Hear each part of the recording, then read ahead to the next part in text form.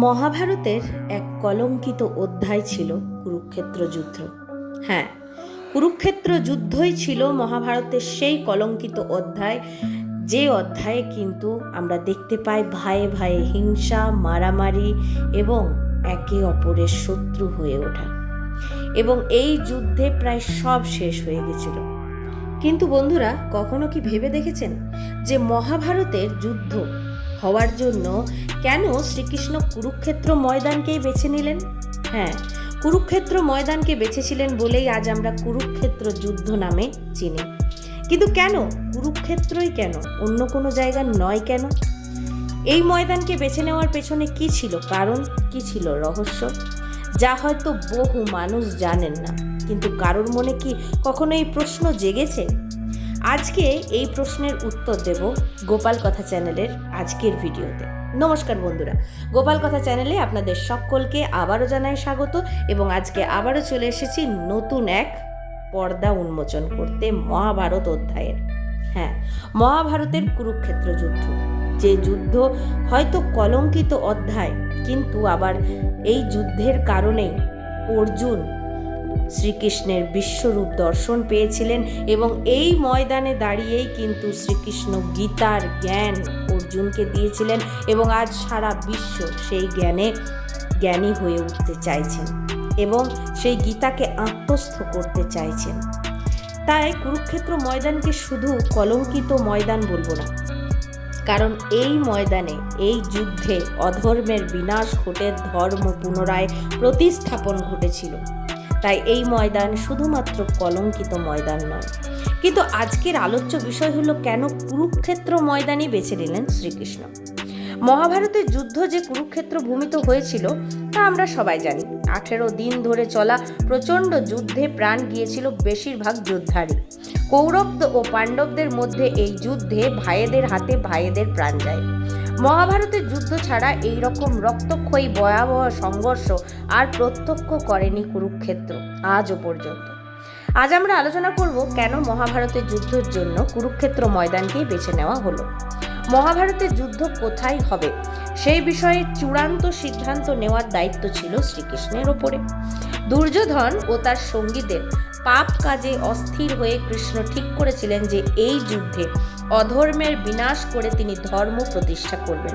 তাই যে কোনো মূল্যেই এই যুদ্ধে কৌরবদের বিনাশ তাকে নিশ্চিত করতেই হতো। শ্রীকৃষ্ণের মনে হয়েছিল যে যুদ্ধে কৌরব ও পাণ্ডব পক্ষের একে অপর এক সদস্যকে একে অন্যের দ্বারা হত দেখে দুই পক্ষ যুদ্ধ ছেড়ে সন্ধির পথে হাঁটতে পারে। প্রচণ্ড রক্ত ও সংঘর্ষ দেখে ভাইয়ে ভাইয়ে হারানোর প্রীতি আবার ফিরে আসতে পারে, কিন্তু তা যাতে না হয় তা নিশ্চিত করেছিলেন শ্রীকৃষ্ণ। সেই কারণে যুদ্ধের জন্য তিনি এমন এক প্রান্তর চেয়েছিলেন যেখানে ভাইয়ের হাতে ভাইয়ের প্রাণনাশের ইতিহাস রয়েছে, অর্থাৎ পূর্বেও এই ইতিহাস রয়েছে এবং সেই ইতিহাসের সাক্ষী যাতে যে ময়দান বহন করছে সেরকম ময়দানকেই বেছে নিতে হবে মহাভারতের যুদ্ধের জন্য এবং অধর্মের বিনাশের জন্য। ভাইয়ের আঘাতে ভাইয়ের বুক থেকে বেরোনো রক্তের দাগের কলঙ্ক কৌরব ও পাণ্ডবদের মধ্যে প্রীতি জাগাতে পারবে না, এমন প্রান্তর চেয়েছিলেন কৃষ্ণ। তাই তিনি বিভিন্ন স্থানে লোক পাঠিয়েছিলেন খোঁজ নিতে। তারই এক চর অর্থাৎ শ্রীকৃষ্ণের সারথি ছিলেন দারু। তিনি এসে খবর দেন কুরুক্ষেত্রের প্রান্তরের ইতিহাস। অর্থাৎ কুরুক্ষেত্রের ময়দানে একবার এক বড় দাদা তার ছোট ভাইকে ডেকে চাষের ক্ষেতে বাঁধ দিতে বলেছিলেন, না হলে সব জল তার জমিতে ঢুকে যাচ্ছিল। ছোট ভাই বাঁধ দিতে অস্বীকার করলে দাদা রেগে গিয়ে ভাইকে মেরে তার মৃতদেহ টেনে নিয়ে গিয়ে জলের মুখে আটকে বাঁধ দিয়েছিলেন। এই ঘটনার কথা শুনে শ্রীকৃষ্ণ স্থির করেন যে এখানেই হবে মহাভারতের যুদ্ধ। অর্থাৎ কতটা নির্মম এবং কতটা নৃশংস এক ইতিহাস বহন করছিল পূর্ব থেকে এই কুরুক্ষেত্র ময়দান। কারণ ভাইয়ে ভাইয়ের রক্ত এই ময়দানে আগে থেকেই কিন্তু ছিল। বড় ভাই ছোট ভাইকে মেরে তার মৃতদেহ দিয়ে বাঁধ দিয়েছিলেন তার জমিতে। ভাবতে পারছেন কতটা নির্মম হলে এই রকম কার্য করা যায়। এবং এই কুরুক্ষেত্র যুদ্ধ কৌরব এবং পাণ্ডবদের সেই নির্মমতায় কিন্তু পুনরায় জাগরিত হয়েছিল এবং তাই শ্রীকৃষ্ণ সব কিছু বিচার করে কুরুক্ষেত্র ময়দানকেই বেছে নিয়েছিলেন। আর যদি এই যুদ্ধ না ঘটতো তাহলে হয়তো সাময়িক সন্ধি চুক্তি পাণ্ডব এবং কৌরবদের মধ্যে হয়ে যেত, কিন্তু পরবর্তীকালে কৌরবরা পুনরায় কিন্তু পাণ্ডবদেরকে বারবার হেনস্থা এবং বারংবার তাদেরকে রাজ্যচ্যুত করার সন্ধি আঁটতেই থাকতেন, কারণ শকুনি ছিলেন সবার আগে। শকুনি চিরকাল চেয়েছিলেন কৌরবদের বিনাশ, তাই তিনি তার লক্ষ্যে ছিলেন অটল।